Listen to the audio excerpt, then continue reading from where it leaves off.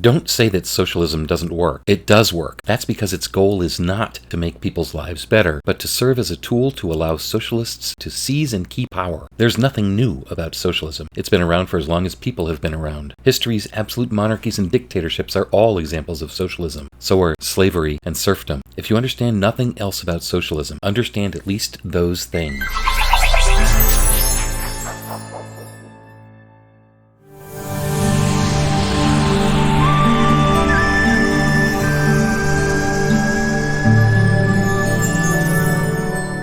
Socialism has not failed. To think that socialism has failed, you have to believe that the primary goal of socialism and of socialists is to make life better for the world's people. And if that were the case, then yes, socialism would be the most colossal, the most dismal failure mankind has ever concocted. But that's not socialism's primary goal. Its primary goal is to provide a philosophical structure for someone to use in order to seize and keep power. That's all, nothing more. If you study socialism for a long time, as I have, one realization eventually dawns on you. Socialism is nothing more than millions upon millions of words to describe an absolute monarchy or an absolute dictatorship. It's the near perfect description of serfdom or of slavery. Think of it. The notion is that under socialism, there's no private property, like in serfdom and slavery. If there's no private property, then society has very little social hierarchy. There are no millionaires, billionaires, and gazillionaires because there's no private property. This is the equity that the left worships today, and that describes serfdom and slavery. In serfdom and in slavery, the workers own nothing, and there's very little hierarchy within the ranks of the serfs or slaves. And of course, there's a tiny ruling elite who controls all the wealth and property. If you were to look for both a definition of slavery and the near-perfect society-wide implementation of it, you could not do better than the socialist nations of the former Soviet Union, or communist China, or North Korea, or Cuba. The people there own nothing, but contrary to the current buzz phrase, they most decidedly are not and were not happy. Serfs and slaves aren't ever happy. It's vital in trying to understand socialism that you keep clearly in mind the fact that socialism is not a doctrine whose goal is to improve people's lives. Rather, socialism is a vast blizzard of words meant to make people who call themselves socialists, or Marxists, or communists, or fascists, they're all the same thing, seem intelligent and deep. And if the people think socialists are intelligent and deep, and those same socialists keep insisting that they want to make everyone's life better, then we, the people, might consent to turn power over to these corrupt, lying bastards. It's worked before, and if we're not careful, it'll work here in the United States of America, here in what used to be the land of the free and the home of the brave. The bottom line is, contrary to the opinions of so many, socialism does work. It works to achieve its actual primary goal, not the goal most think is the primary goal. That's because the socialist ideology is not intended to work as socialists advertise that it'll work. Rather, it's intended to be merely a tool to help socialists seize and retain power. That's its only reason for being. If you understand socialism that way, the correct way, then you'd have to conclude that it works really well.